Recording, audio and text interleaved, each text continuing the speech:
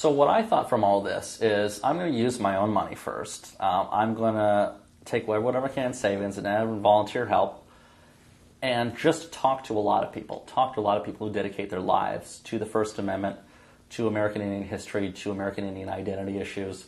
I've learned some very interesting things, such as I myself didn't even know that the First Amendment was very much influenced by the Iroquois Confederacy, a group of 5 Indian tribes that Ben Franklin was exposed to and learned a lot about in terms of how we could develop our own Bill of Rights.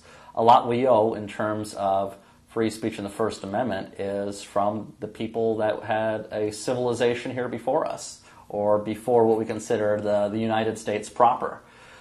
Things like that, learning from American Indian law professors, learning from activists on all sides. And then I thought, if I'm going to be as honest with them as possible and get them to be as honest as possible, not to pretend it's anything other than it's me being biased, it's me being fair to everyone. There is nobody here that is beyond scrutiny, and I put people under the hot seat no matter how much I might personally agree with them.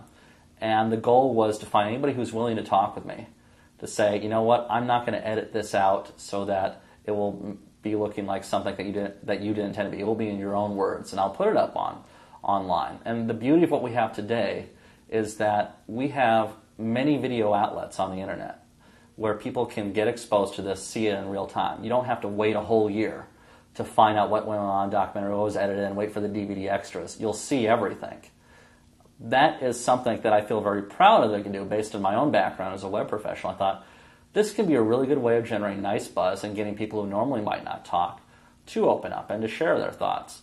And those who don't really are the ones who want to manipulate the media, who want to control the message, who want to shut out reporters from asking the tough questions. That's a good way to expose those who don't talk, or those who want to use other means to them having entire control. And I thought I would do the same thing as a person producing this documentary as anybody else. Is I would be willing to be put on a show. I'd be willing to, put myself under the camera like I'm doing here and ask all the tough questions of myself. I'm certainly not perfect. I've done things that I'm not proud of, but as you get older, you realize you got to admit these things too. Warts and all. Those who become more and more narcissistic and arrogant are the ones you really should worry about. And there's no greater danger than that with people manipulating the First Amendment to suit their own needs. People do need an education about this. It is essential. It's like some of the things which it's the basis of us as a society, but also all the rights you have as an individual, so that there is no thing as majoritarian tyranny or certain groups wanting to take away your rights because at some point they might find what you say is offensive or distasteful, even if you might be right or history proves you to be right.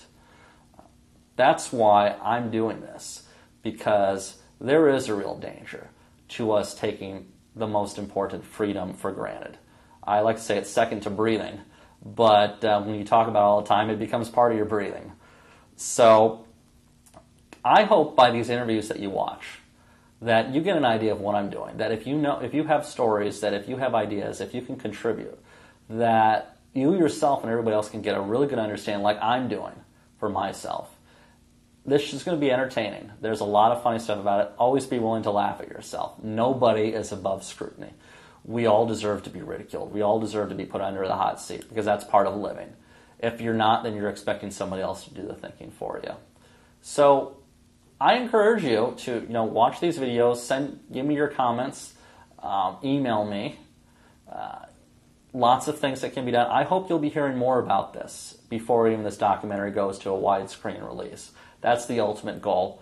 But it's an ongoing thing that I love and do and breathe, as well as doing a podcast show on it. So, like I said, really be willing to question what you believe.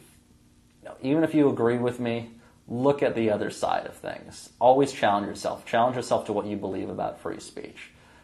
That is in everything we do here. It's the reason why I can have a camera here without a government agent behind my camera person right now.